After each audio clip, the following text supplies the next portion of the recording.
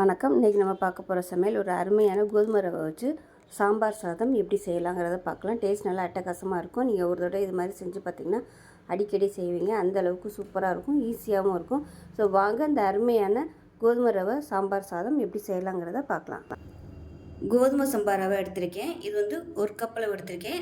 ஏதாவது ஒரு measuring cup கரெக்டாக எடுத்துக்கோங்க. எல்லா அளவுமே ஒரு கப் அளவுக்கு சம்பா ரவை எடுத்தோம்னா அதே கப்பில் வந்து ஒரு கப் அளவுக்கு துவரம்பருப்பு எடுத்துக்கோங்க. இது வந்து ரவை மாதிரி இருக்கும். இதிலே வந்து குருணை சம்பா ரவையும் இருக்கும், கொஞ்சம் பெருசு பெருசாக இருக்கும். அந்த மாதிரி கிடச்சிச்சுன்னா ரொம்ப நல்லது. இதுவும் யூஸ் பண்ணிக்கலாம். இப்போ இது வந்து நல்லா ஒரு அரை மணி நேரம் ஊறிடுச்சு. இப்போது குக்கர் எடுத்துக்கலாம். இப்போ அதில் வந்து நல்லா ஒரு 3 டேபிள் ஸ்பூனுக்கு எண்ணெய் விட்டுக்கலாம். நான் வந்து நெய் சேர்த்துருக்கேன். ஒரு 2 டேபிள் ஸ்பூன் நெய்யும் 1 டேபிள் ஸ்பூன் அளவுக்கு ரீஃபைண்ட் ஆயிலும் சேர்த்துக்கலாம். இப்போ எண்ணெய் நல்லா சூடாயிருச்சு. சின்னதாக ஒரு துண்டு பட்டை சேர்த்துக்கலாம். இது வந்து சாம்பார் சாதத்துக்கு நல்ல ஒரு ஃப்ளேவர் கொடுக்கும். அது கூடவே 1 டீஸ்பூன் கடுகு, 1 டீஸ்பூன் உளுந்து, 1 டீஸ்பூன் சீரகம், 1 டீஸ்பூன் வெந்தயம் சேர்த்துக்கலாம். இது கூடவே கொஞ்சமாக ஒரு பிஞ்ச் அளவுக்கு பெருங்காயம் சேர்த்துக்கலாம். அது கூடவே கருவேப்பிலையில் சேர்த்துக்கலாம். கட்டி பெருங்காயமாக இருந்துச்சுன்னா நல்லாயிருக்கும். இப்போ இந்த கப்பில் தான் நான் ரவையும் பருப்பும் எடுத்திருந்தேன். இப்போ அதே கப்பில் 1 கப் அளவுக்கு முழுசாக நறுக்குன்னா சின்ன வெங்காயம் சேர்த்துக்கலாம்.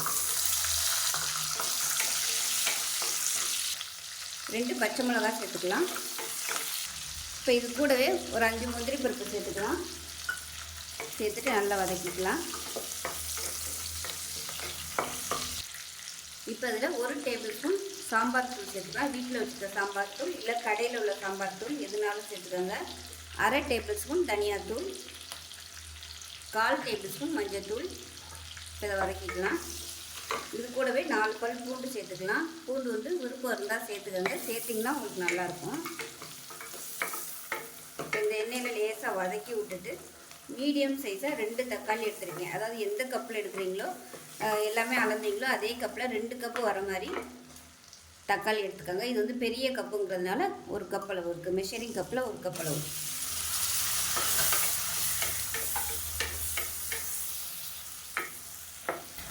தக்காளி வதங்குறதுக்கு உப்பு சேர்த்துக்கலாம்.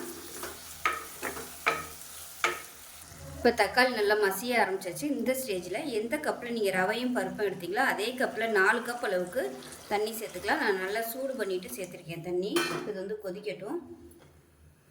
இப்போ தண்ணி நல்லா கொதிக்க ஆரம்பிக்குது. நம்ம பருப்பு எல்லாத்தையும் சேர்த்துக்கலாம். தண்ணி வந்து இருத்துட்டு சேர்த்துக்கணும்.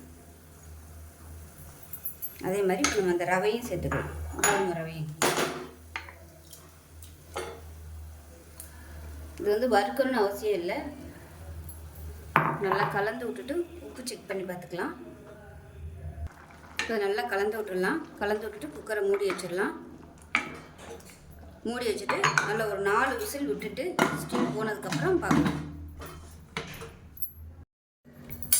இப்போ ஸ்டீம்லாம் போயிடுச்சு. எப்படி இருக்குன்னு பார்க்கலாம். பாருங்கள், நல்லா அருமையான சாம்பார் சாதம் ரெடி ஆயிடுச்சு. உங்களுக்கு இதை விட இன்னும் நல்லா தளன்னு வேணும்னு நினச்சிங்கன்னா நல்லா தண்ணி வந்து நல்லா சூடு பண்ணி வச்சுக்கிட்டு நீங்கள் அதில் ஊற்றிக்கோங்க. அது ஆற இன்னும் நல்லா வந்து உங்களுக்கு உதிரி ஆகிட்டே வரும். நல்லா கொதிக்க விட்டுட்டு அமர்த்தினீங்கன்னா உங்களுக்கு அருமையான கோதுமை ரவை சாம்பார் சாதம் ரெடி ஆயிடுச்சு. அவ்வளோதான். ஸோ இதே மாதிரியே செஞ்சு பாருங்கள். டயபெட்டிக்காக இருக்கிறவங்களுக்கு ஒரு அருமையான ரெசிபி இது. இதில் பருப்பு சேர்த்துருக்கிறதுனால உங்களுக்கு ப்ரோட்டீன் சத்தும் கிடைக்கும். சம்பா ரவையில் செஞ்சுருக்கிறதுனால உங்களுக்கு கார்போஹைட்ரேட்டும் கம்மியாக கிடைக்கும். ஸோ அருமையான ஒரு லஞ்ச் ரெசிபி. நைட்டு டின்னருக்கும் எடுத்துக்கலாம். செஞ்சு பாருங்கள். செஞ்சு பார்த்துட்டு எப்படி வந்துச்சுங்கிறத சொல்லுங்கள். வீடியோ பிடிச்சிச்சின்னா லைக் பண்ணுங்கள், கமெண்ட் பண்ணுங்கள், சேனலை சப்ஸ்கிரைப் பண்ணுங்கள், பக்கத்தில் உள்ள பெல் பட்டனையும் ப்ரெஸ் பண்ணுங்கள். நன்றி.